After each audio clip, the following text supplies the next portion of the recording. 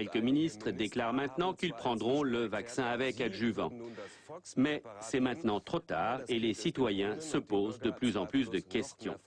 D'autant que de nombreux médecins déconseillent la vaccination car les risques, disent-ils, l'emporteraient sur les avantages.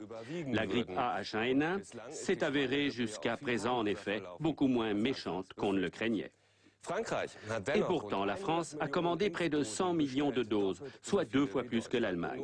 Et les vaccins seront au besoin administrés par des élèves infirmières, des internes et des médecins à la retraite. Cela sera-t-il vraiment nécessaire? En France aussi, les doutes se multiplient. La commission médicaments de l'Ordre des médecins allemands pense que les autorités de santé publique ont cédé aux campagnes de l'industrie pharmaceutique. Peut-être penserez-vous la même chose après avoir vu le documentaire qui va suivre. Si vous avez des questions ou des commentaires, rejoignez-nous sur le live blogging d'Arte où vous pourrez dialoguer avec un médecin, le docteur Marc Girard. Mais tout de suite, le documentaire de Jutta Pinzler, Grippe A, un virus fait débat.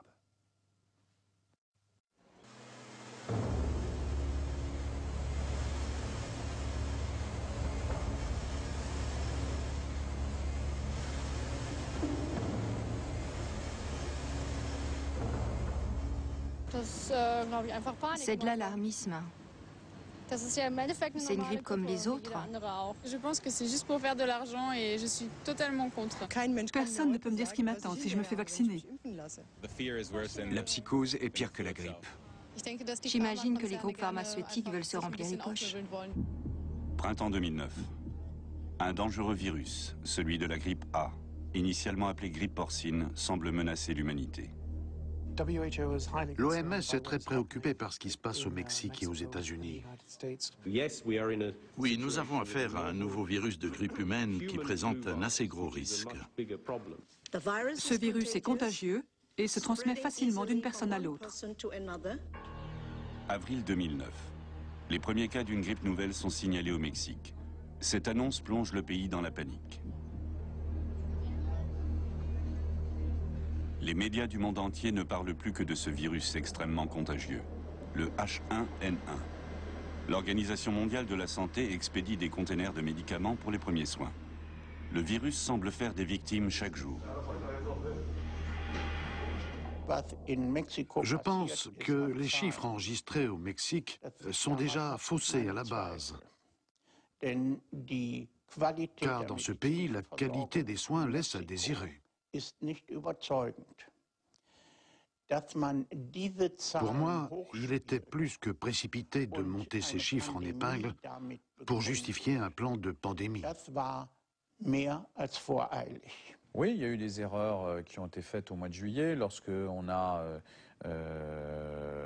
continué à hospitaliser des cas qui étaient des cas bénins en plus grand nombre. Et donc on a eu essentiellement, on a appliqué d'une façon rigide le plan comme s'il s'agissait de la grippe aviaire, du H5N1 avec des taux de létalité, de mortalité beaucoup plus importants. On ne sait toujours pas précisément aujourd'hui combien de personnes meurent effectivement du nouveau virus H1N1.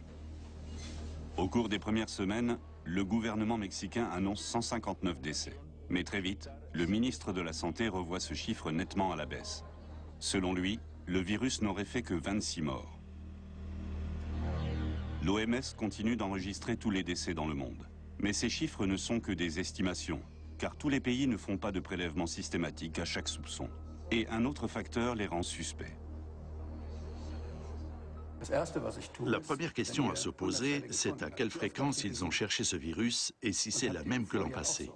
S'ils ne l'ont pas cherché du tout en 2008 et qu'ils affirment avoir un grand nombre de cas en 2009, on ne peut pas comparer. Il se peut très bien que ce chiffre soit exactement le même que d'habitude. Si on avait cherché plus tôt, on aurait pu trouver un virus du cheval, du vison, du sanglier, du canard. Car on constate régulièrement que certaines séquences se retrouvent aussi chez les animaux. Et on lui aurait trouvé un joli nom, comme la grippe porcine aujourd'hui. Mais ça n'aurait rien changé à son caractère ou à sa dangerosité. Pour nombre d'esprits critiques, cette grippe est bénigne. Mais pour les experts de l'OMS, le virus est très dangereux. Nous devons prendre les pandémies de grippe au sérieux, car elles peuvent rapidement s'étendre à tous les pays du monde. Toutes les mesures prises pour empêcher la propagation du virus échouent. Fin avril, des médecins déclarent les premiers cas en Europe. Le 11 juin, l'OMS passe au niveau maximum d'alerte.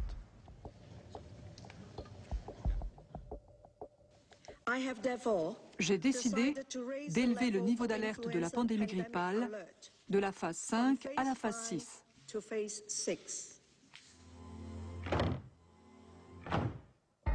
Le niveau 6 engage les États membres de l'OMS à mettre leurs plans nationaux de lutte contre la pandémie en œuvre et à commander vaccins et médicaments. C'est la phase d'alerte maximale, mais selon de nouveaux critères. En mai 2009, l'OMS supprime 2 points essentiels dans la définition de la pandémie. Auparavant, elle supposait un nombre élevé de décès et de malades dans plusieurs États. Ce n'est plus le cas. Aujourd'hui, il suffit, pour décréter une pandémie, d'une transmission accrue et durable du virus dans au moins 2 des 6 régions de l'OMS. Je pense que l'OMS a fait une erreur en modifiant sa définition, car pour le public, qui dit pandémie dit panique. Et c'est précisément ce qui s'est passé. Bien sûr, il vaut mieux que le degré de gravité soit pris en compte, mais au vu de ce qui se passe réellement ici, c'est tout à fait exagéré. Genève, siège de l'Organisation mondiale de la santé. Créée en 1948, l'OMS compte 193 États membres. Son objectif est d'amener tous les peuples du monde au meilleur niveau de santé possible et de combattre les maladies.